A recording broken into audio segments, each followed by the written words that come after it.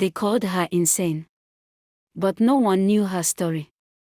Long ago, in a quiet village nestled between hills and palm trees, lived an elderly woman named Aunty Mmasi for short. She was a mystery wrapped in bold lipstick, heavy makeup, and high heels. No matter the weather, no matter the occasion, Aunty walked through the village square, wearing a high heel and bold makeup like a queen on a forgotten throne. The villagers would pause their chores just to watch her. The maidens would giggle behind their wrappers, pointing and whispering. The children would stare wide-eyed, wondering why someone so old dressed like she was still young. Some said she was insane. Others claimed something terrible had happened to her. Most just shook their heads and muttered, "That woman know well." She spoke to no one, kept to herself, and carried an air of painful pride. But behind those painted eyes and clicking heels was a story no one ever dared to ask about. Listen to her story. Long ago in the heart of Lagos, where the city never sleeps and where dreams walk in high heels, Mmasi had lived a life that many would describe as soft. Her days began at noon and ended at 3 a.m., her phone always buzzing, her makeup always loud, her wig always laid. Mmasi was the classic big girl. She always had connections, always signing brand deals, Lagos big-time influencer, the one whose Instagram page was always filtered and dripping in aesthetics. But for over a decade, Mmasi had been doing hookups. Not the kind with heart emojis and dinner dates. No. Mmasi's business was coded, expensive, and dangerously glamorous. From VGC to Lekki Phase 1, she moved like a shadow with lips as red as danger and heels as sharp as her tongue. She always said, "Marriage is for those who don't know how to enjoy life." She jumps from one rich man to another, living a luxurious lifestyle, traveling to Mauritius, Dubai, and so many other beautiful countries for vacation. Mmasi's closet was full of designer bags, shoes, clothes, and many other accessories. At 34, she said she was 29. At 38, she said she was 32. At 40, life told her the truth she had been running from. It didn't happen all at once. It began one early morning when she woke up and looked into the mirror. Something felt off.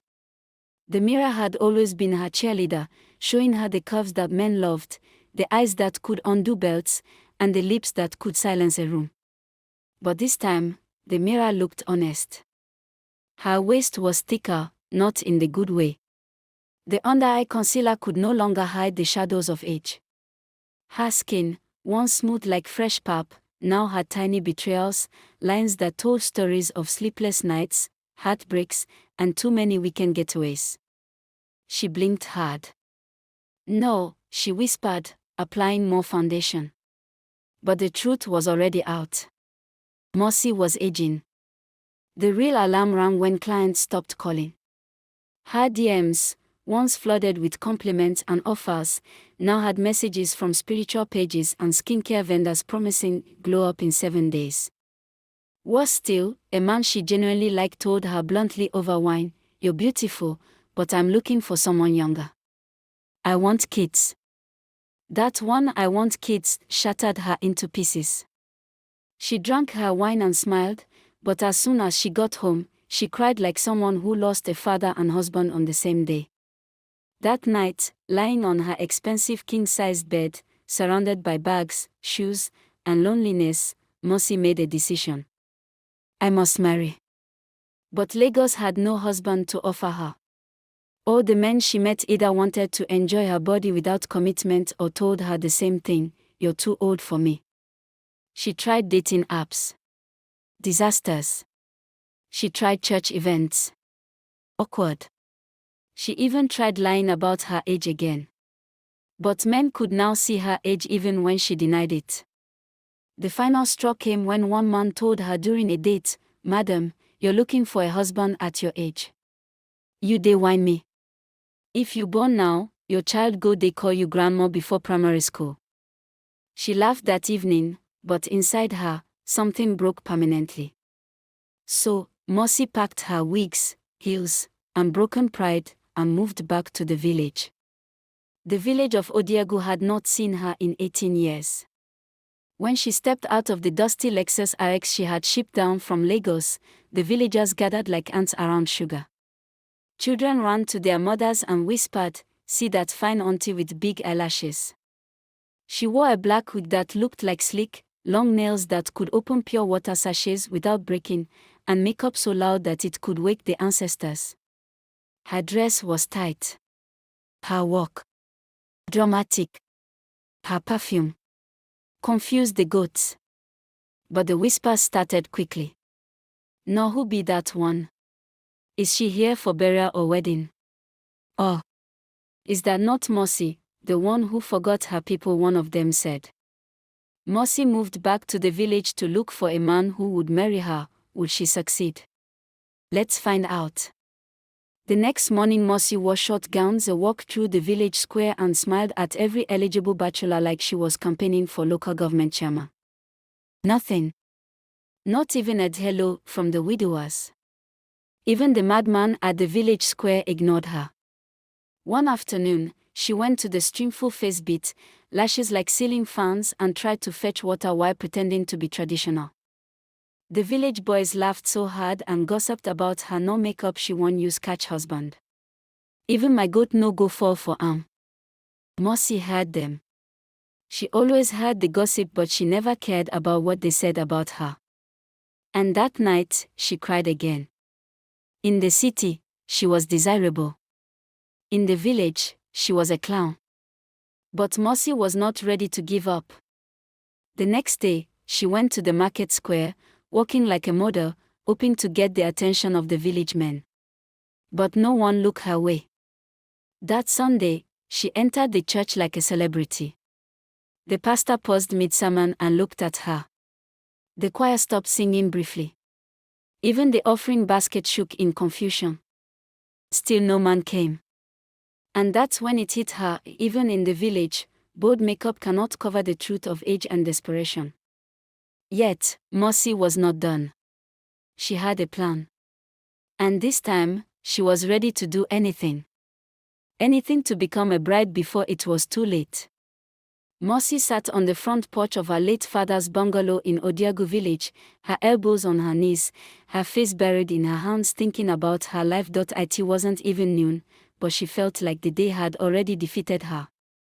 She had spent 2 hours that morning making up, matching her Ankara blouse with a miniskirt that screamed attention, but when she walked to the village square and tried to buy onions from the young bachelor selling vegetables, he looked at her and said, "Aunty Mmasi, good morning, Ma."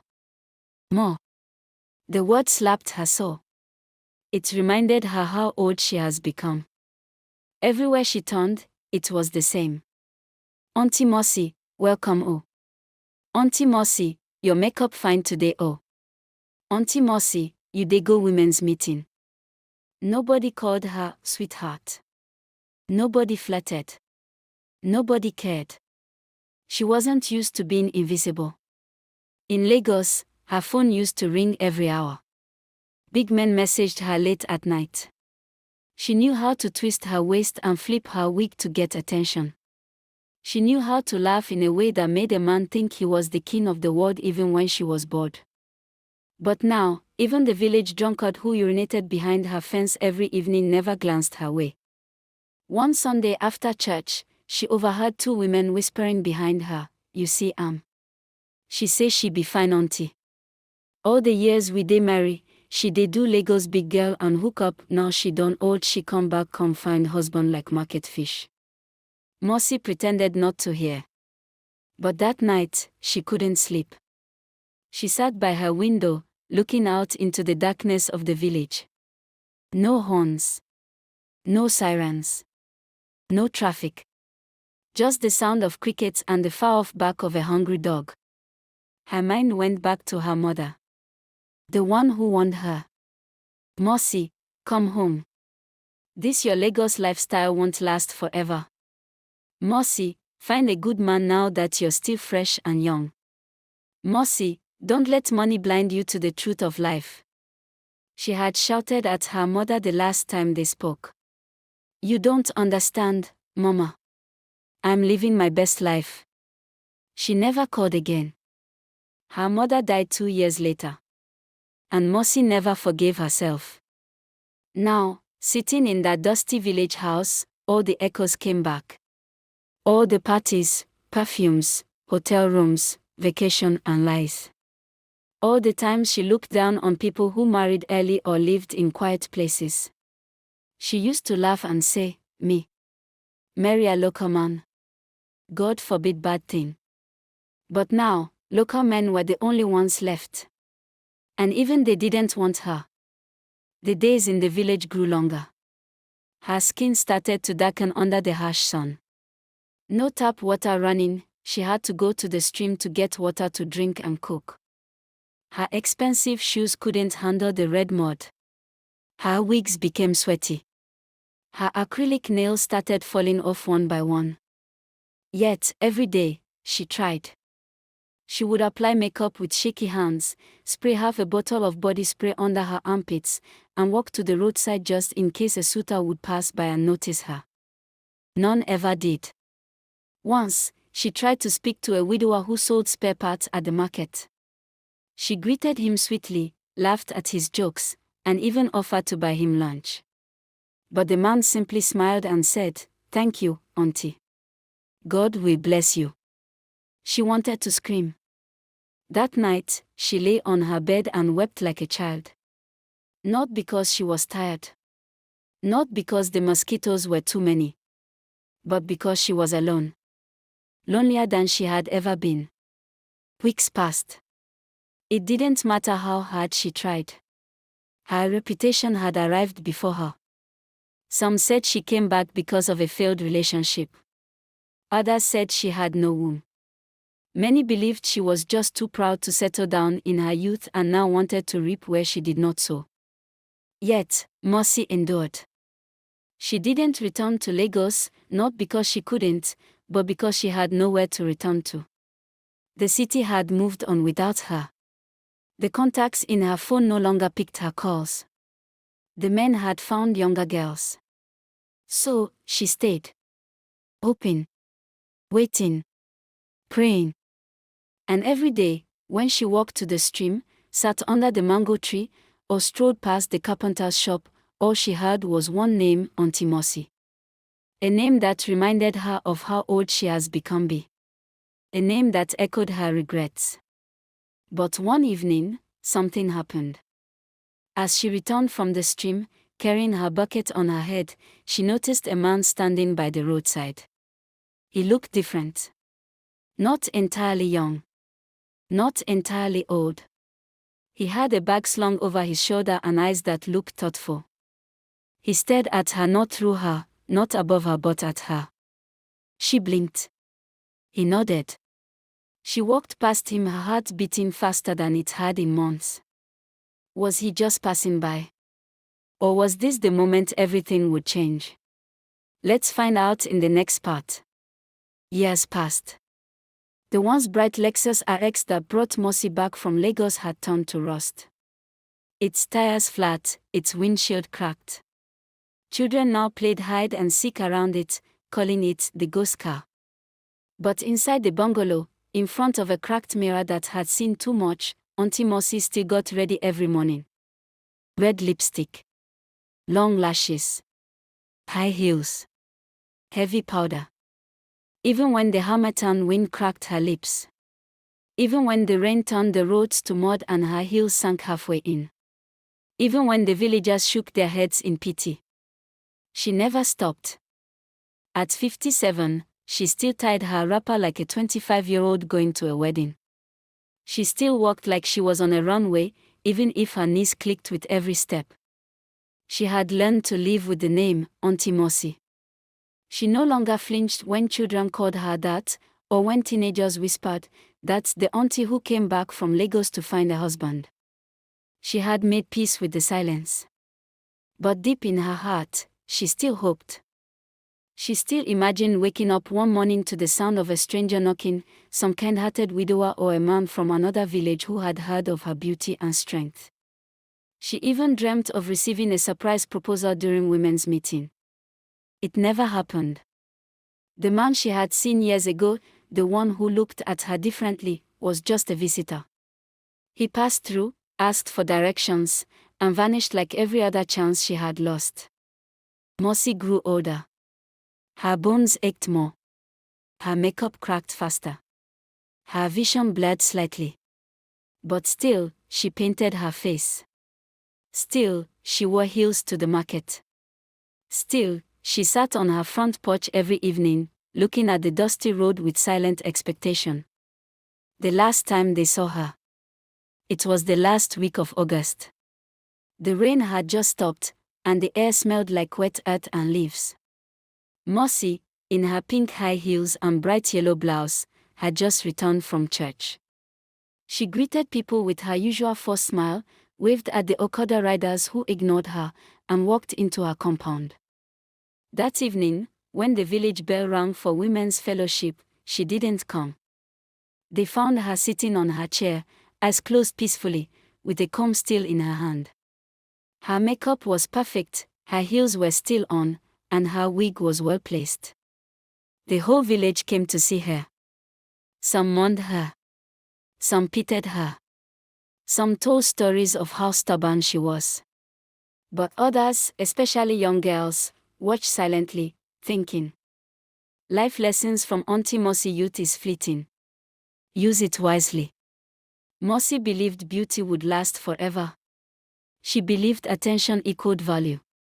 But time, like a thief, took everything quietly.